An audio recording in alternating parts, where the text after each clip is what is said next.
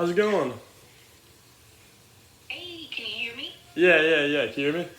I can perfectly. Perfect. Thank you so much for doing this. Oh, no problem at all. I'm happy to help. I figured, just sitting at home on what night is tonight? Yeah, well, Sunday night. And, easy breezy. I just had to plug in my phone. Gotcha. Yeah, thank you so much. Yeah? Just for the first question, just what was your business? Like, what was it that you were doing? What is? Yeah, true. Yeah, right? So, I'm an interior designer. Mhm. My business name has always been Russell, Russell, Yep. Design Studio. Gotcha. And so, like, what was a little bit like? Is there like, what did you do specifically? Like, where is it? What were you designing? Was it just houses or? So, in the interior design world, you can either do residential work. There's three categories: residential, commercial, or contract. Oh, gotcha.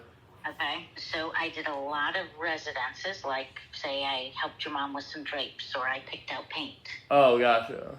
Okay. In the commercial world, I did some country clubs. In the contract world, I did sororities and fraternities. That's really cool. Yeah, my mom did tell me that you designed frat houses, which is I think really cool. Yep, exactly. Shocking, but true. Yeah. So just the first question: what were some major roadblocks you faced, and then how did you overcome them? In all the years I've been doing this, the major roadblocks. I guess for me, I never wanted to pay for advertising. So having to, and there's a reason for that, but having to do everything by word of mouth. Yeah. It meant that you had to take business as it came. The positive side of that is that if I advertised and I answered the phone, I pretty much had to take anybody who called me, right? Yeah. Hey, can you help me buy this sofa? Hey, can you help me? Can you come over and do a little consultation? If I didn't, then it was, I heard from my friend Stacy, you helped, and I saw her beautiful draperies. I saw the paint color you picked. Then I can talk to Stacy, who says, yeah, they're really a good person. So Yeah. I didn't get burned.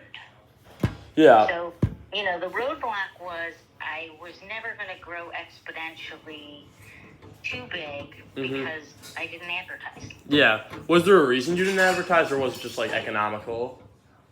Well, I didn't want to have to take unknown people. Yeah. I mean, it's a roll of the dice. Yeah. And again, I'll use an example. I had a woman in Winnetka. She called me because she'd heard, overheard some people talking. I didn't know her. She asked me if I could come to her house and could I do a consultation for her. And I said, well, sure, I'll come over and I'll meet you. Yeah.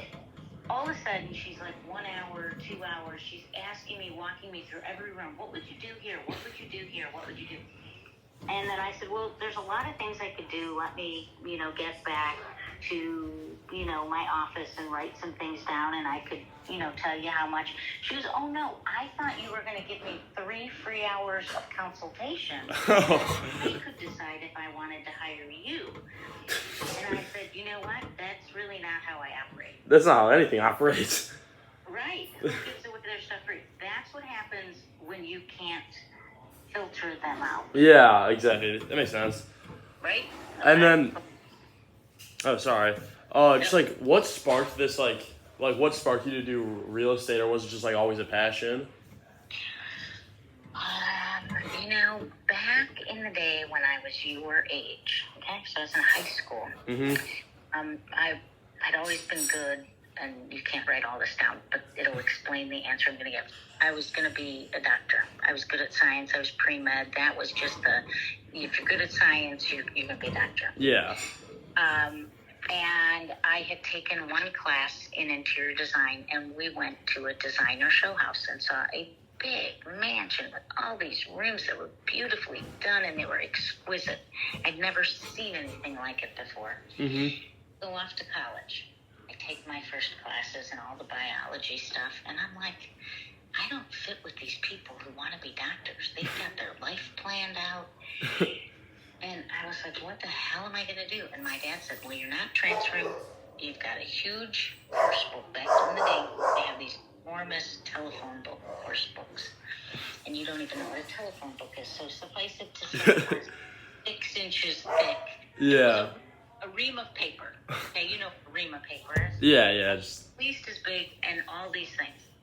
So I started and I kept finding that it was creative stuff. I'd never taken anything. My dad says, well, great, next semester sign up for every course that you can. Yeah. And if you really like it, go work an internship. I fell in love. Really? And it was all because of a high school class that exposed me to one thing. That's really cool. Yeah, kind of a cool story. Yeah, you just gotta be open to like new paths.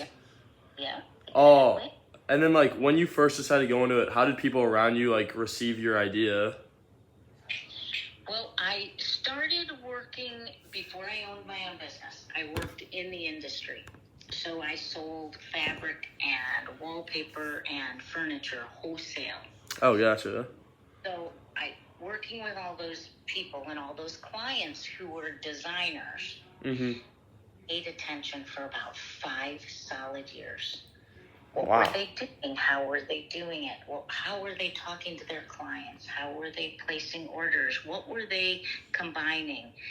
And I learned that the best designers weren't cookie cutter. They listened to what their client wanted. Yeah. I pink and green. I love blue and white. Yeah. I oriental, and then they would design for the client.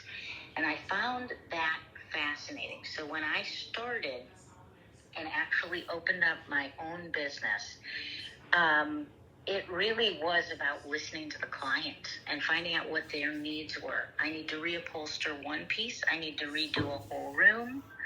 And I just found each project, each client as a challenge and interesting. It was always going to be different.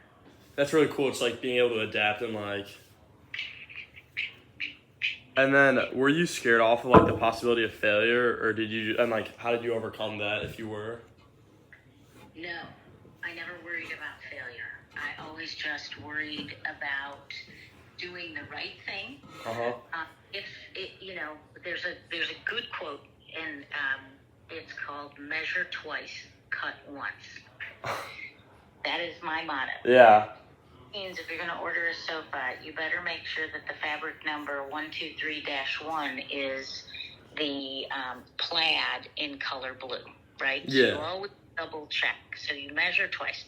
I knew that if I did that I wouldn't end up creating a sofa in a pink plaid versus a blue plaid. Yeah. Didn't worry because I'd learned from other people's mistakes. Yeah. I worked hard. But I also didn't worry about failure because I knew if something didn't go right. I always knew that if you told the truth and you were honest with your clients, you could fix anything. That's great advice. It was the best policy. Yeah. You know what? I knew I told you your sofas would be in by September 1st. I understand from the manufacturer they're delayed 2 weeks and then a week extra. I understand they're coming in September 15th. I wanted to give you a heads up now. And you the truth. You don't wait till September 1st and say, oh, you're 3 weeks delayed and blah, blah, blah. If you told the truth, you never had to worry. Yeah. That's kind of similar to the advice we have been given in the class where it's like you just got to ignore any possibility of failure and just keep chugging along. Yeah. Exactly. But, honesty, integrity, checking your work is very important. Yeah. And then the rest will be fine. Yeah. And then what would be like your biggest piece of advice for someone like going into like owning their own business or something like that? I would say before you jump in head first, you should shadow somebody. So if you want to, be a painter, you should see how painters paint and how they create and how they sell their work. Yeah. How do they find their clients? If you want to, open I don't know, a restaurant. You should work in that restaurant. You should shadow people. You should learn. And then you're exposed to it, because a lot of people will say, you know what, I'm just going to start a business. I'm going to start a dog walking business, and they've never walked a dog. Yeah, yeah. You know what I mean? Yeah. So shadowing is the best advice to learn some of the nuances, and sometimes you learn what not to do. Yeah. I had a very bad boss once. She was a very rich lady, and she had a room, and everything that she did and how she treated her people was awful, and how she treated her customers was awful. And you know what? It was the best experience, because I learned I would never do that. Yeah. I learned not to do that. You saw for yourself. And I knew that she would fib the clients, and I'm like, ooh, that's ugly. Yeah. Oh, Right? yeah, exactly. And then, like, what were some mistakes that you would have avoided, like, had you done this again? Mistakes that I avoided. Remember that quote? That's where you can use that. Yeah, quote. true. Measure twice, cut once.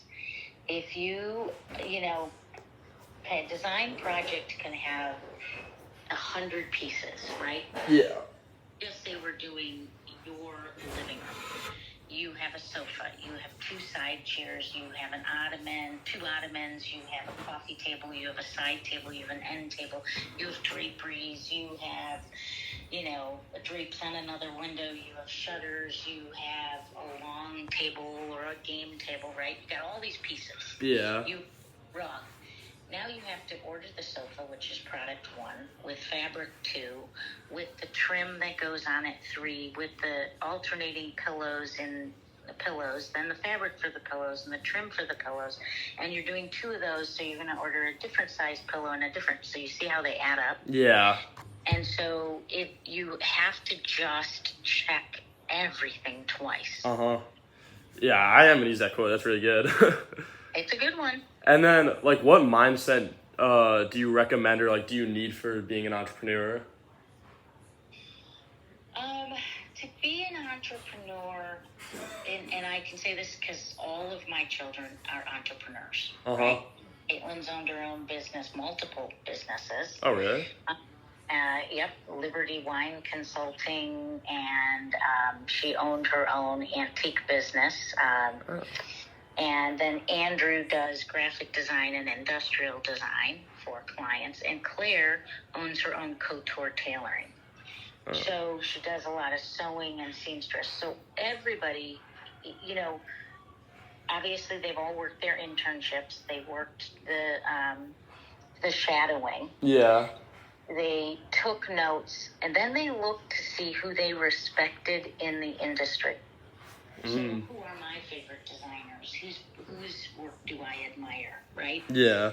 Who's graphic design? Who is the best vineyard? Or for Claire, the best, seamstress? Who makes the best product? So finding out who makes the best and just aspiring to do that. And then as an entrepreneur, remember that people are coming to you for your style. Yeah. Your talent. They're not coming to you because you're the best knockoff Ralph Lauren. They're not coming to you because you're a knockoff of the Croc shoe, or they're not coming to you because you're the knockoff. They're coming to you for your style. Yeah. All right. Those were all the questions I had. Thank you so much. This was great. All right. Well, All right. if you're trying to write something up, you can text me if you've missed something. All right. Need another quote. I'm around. All right. Yeah. Thank you so much. Have a great night. All right. Bye, Luke. Take care.